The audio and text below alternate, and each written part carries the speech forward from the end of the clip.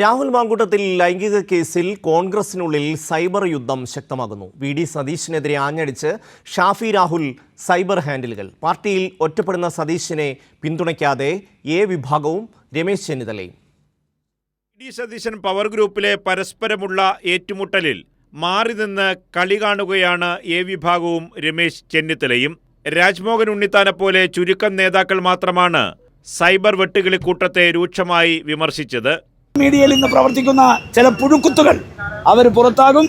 കോൺഗ്രസ് പാർട്ടിക്ക് എതിരായി കോൺഗ്രസിനകത്ത് നിന്ന് സംസാരിക്കുന്ന ഒരുത്തനും കോൺഗ്രസിനോട് കൂറോ വിധേയത്വോ പ്രതിബദ്ധതയോ ഉള്ളവനല്ല. അവൻ ശത്രുക്കളുടെ കയ്യിലെ ആയുധമാണ്.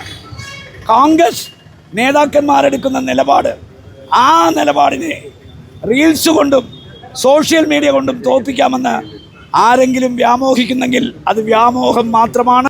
സതീശൻ പരസ്യമായി തള്ളിപ്പറഞ്ഞ KPCC ഡിജിറ്റൽ ടീമിനെ രമേശ് ചെന്നിത്തല ആവർത്തിച്ച് പിന്തുണയ്ക്കുന്നതും സൈബർ യുദ്ധത്തിൽ അഭിപ്രായം പറയാത്തതിലും വ്യക്തമായ സൂചനകളുണ്ട്. പാർട്ടിയിൽ ഒറ്റപ്പെടുന്ന സതീശനെ പിന്തുണയ്ക്കാതെ ഒഴിയുകയാണ് എ വിഭാഗവും രമേശ് ചെന്നിത്തലയും. VT ബൽറാമിനെ ആരും പുറത്താക്കിയിട്ടില്ല, അദ്ദേഹം രാജിവെച്ചിട്ടുമില്ല. അല്ല, VT ബൽറാം ചെയർമാനായ സമിതി ഉണ്ടല്ലോ, ആ സമിതി പുനഃസംഘടിപ്പിക്കാൻ അദ്ദേഹം തന്നെ ആവശ്യപ്പെട്ടിട്ടുണ്ട്. പക്ഷെ ഇതുവരെ അദ്ദേഹത്തെ മാറ്റിയിട്ടില്ല. അതേസമയം ഷാഫിയുടെ സൈബർ ഗ്രൂപ്പുകൾ രാഹുൽ മാങ്കൂട്ടത്തിലിന്റെ തിരിച്ചുവരവിനായി സജീവമായ ശ്രമം തുടരുകയാണ്. ചില PR ഗ്രൂപ്പുകളുടെയും സ്ഥിരം ചർച്ചാ വിദഗ്ധരുടെയും സോഷ്യൽ മീഡിയ ഇടപെടൽ ഇതിന് ഉദാഹരണമായി മറുവിഭാഗം ചൂണ്ടിക്കാട്ടുന്നു.